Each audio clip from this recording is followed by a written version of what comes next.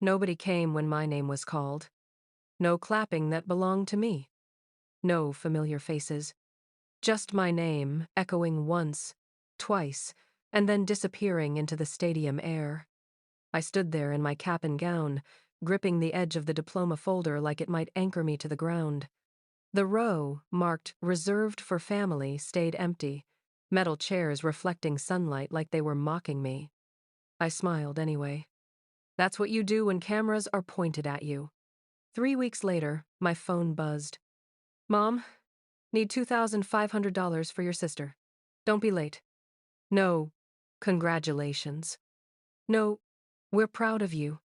Just a number. I sent $10 with one word attached. "Congrats." That was the moment everything broke open. The day of graduation was supposed to be different.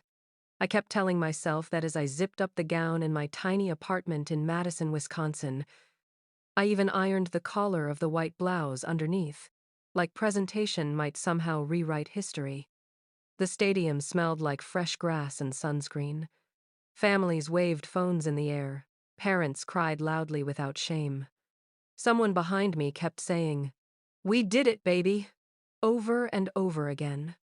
When my name came Emily Carter, Bachelor of Information Systems, I instinctively looked toward the front rows. Empty.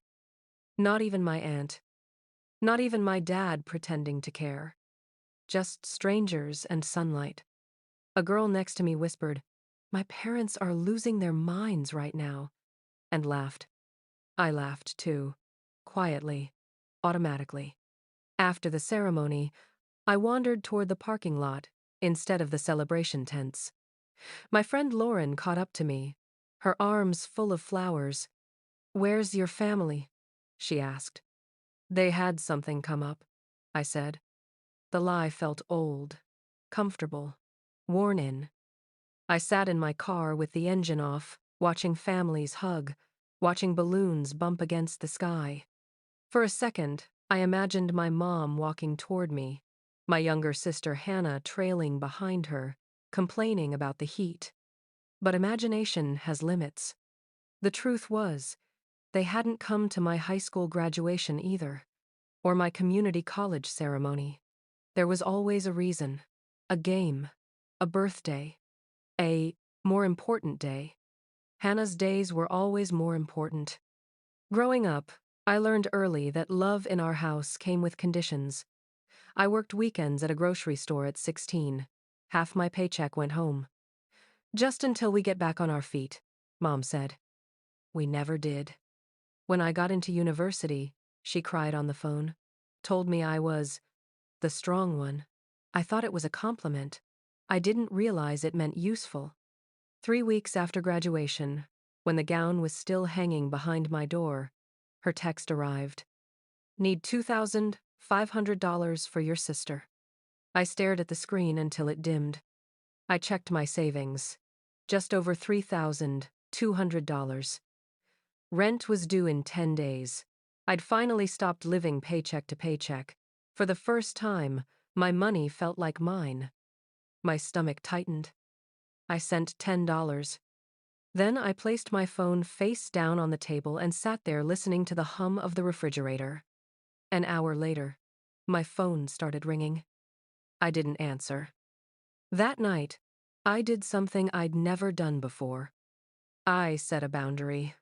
I took the spare key my mom insisted on having just in case and dropped it into the trash chute. The sound it made echoing down the shaft felt heavier than it should have. The locksmith arrived at 9 the next morning. He smelled like metal and coffee. When the new lock clicked into place, something inside me exhaled. For the first time, my apartment felt quiet, in a good way. That lasted exactly 2 days. The knock was sharp, authoritative. I froze. When I looked through the peephole, 2 uniformed officers filled the frame. My heart slammed against my ribs. "Emily Carter," one of them asked when I opened the door. "Yes." "We received a wellness call. Your mother said you stopped responding, changed your locks, and she's concerned about your mental health." For a second, I genuinely thought I might laugh. Instead, I stepped aside. They glanced around my apartment. Clean counters, laptop open with job applications, my diploma already framed on the wall. "Do you feel unsafe?"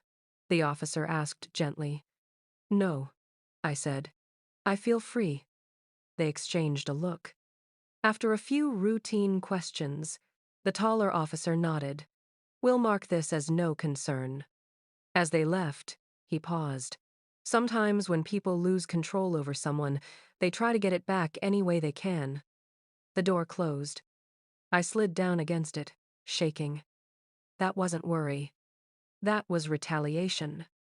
The next morning, my bank app sent an alert. New credit inquiry. Then another. My breath caught. I pulled my credit report. 2 cards I didn't recognize. Both opened recently. Both linked to my parents' old address in Rockford, Illinois. Charges were already stacking up. Event rental, decorations, catering, Hannah's party. My chest felt hollow. I called the bank. "Ma'am," the representative said after a pause, "this account was opened in person. Co-applicant listed as Susan Carter. My mother. She hadn't just asked for money. She'd already taken it." I recorded our next call. "Why are there credit cards in my name?" I asked calmly. A pause, then a sigh. "I was helping you," she said. "You need credit. Don't be dramatic. You used my identity." "It's family," she snapped. "You owe us." "No," I said. "You're going to hear from the bank." The line went dead. I stared at my reflection in the dark screen. Something told me this wasn't over. The party was scheduled for Saturday night. I wasn't invited. I didn't need to be. By Friday, the bank's fraud department had everything. Signatures, locations, recordings, receipts. Saturday evening, my phone rang. "This is Megan Rhodes, fraud investigator," the woman said. "Local authorities will be present tonight to document the charges." I closed my eyes. "Thank you," I whispered. An hour later, my sister texted. "What did you do?" "The police are here." I didn't reply. Across town, in a rented hall filled with pink lights and loud music, officers walked calmly through the crowd. No sirens, no drama, just questions, paperwork, silence spreading like spilled water. My mother's voice cracked. Guests stared. Phones came out.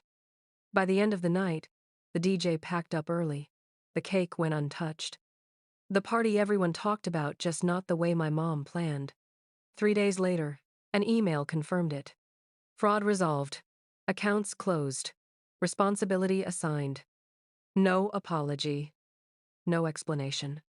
Just consequences. I froze my credit. Closed every door she'd ever walked through. Months passed. I started a new job.